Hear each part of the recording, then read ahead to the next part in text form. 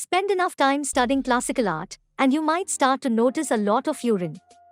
Specifically, little boys' urine. Wander through an art museum for just a few minutes, and you're bound to come across a lovingly rendered depiction of a little lad relieving himself, like a Renaissance-era version of the peeing Calvin bumper sticker. A European city would almost feel incomplete without a fountain blasting water from the tiny penis of a cheeky sculpted boy. But why? Oddly, a peeing boy can represent opposing things. On the one hand, there is a childlike innocence to seeing a youngster whimsically whittling without a care in the world. On the other hand, there is some ultramasculine virility involved. Modern guidebooks offer nearly a dozen different explanations for why Brussels' famous peeing boy statue, the cheerfully named mannequin piss, which translates to little man pee, is relieving himself.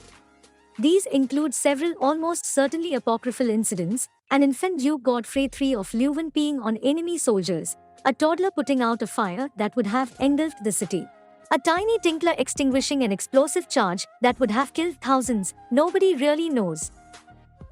There are plenty of peeing fountains of larger men which lack this ambiguity. A statue from Pompeii of the perpetually erect god Priapus, pouring forth endless fluid from his forearm-sized penis, was clearly not meant to symbolize childlike innocence. Similarly, a style of statue known as Hercules Mingan, dating from Roman times, of a drunken Hercules happily taking a leak, was unambiguously celebratory. It's thought that the peeing boy trope might have come about in the Renaissance era in the mistaken belief that it was a common Roman motif. While Roman art featured plenty of little boys, often in cherub form, few were draining their main vein. The Renaissance revival of classical styles and themes somehow brought with it torrents of urine. The motif is known as pure mingens, translating literally as peeing boy, but also carrying a euphemistic meaning referring to ejaculation.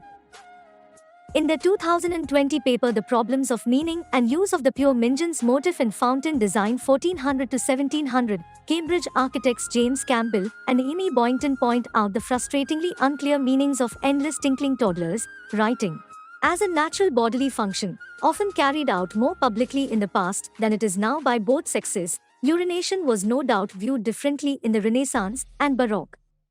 But exactly how and why it was used as a motif in painting and in fountains remains puzzling and the object of continuing debate. In some depictions, it's clear what is meant to be conveyed. Lorenzo Lotto's painting Venus and Cupid, dating from the 1520s and hanging in the Metropolitan Museum of Art in New York City, was painted as a wedding gift and clearly represents fertilities, albeit in a very silly way. In Michelangelo's children's Bacchanal, the Renaissance great's drawing of a group of incredibly drunk toddlers, one of whom is peeing into a ball about to be given to his pal. It's all about the joy and freedom of excess. But in other works, it can be incredibly difficult to tell. With fountains, in particular, there are only so many places it makes sense for water to emerge from on a human figure. There are statues of women where water gushes from the breasts, endlessly lactating, but these are rarer. Sometimes a weeing boy accompanies a lactating woman, as seen in Caritas Fountain in Copenhagen's Old Square, which is meant to be symbolic of both love and charity. Ultimately, when it comes to peeing boys, all bets are off. It could basically mean anything.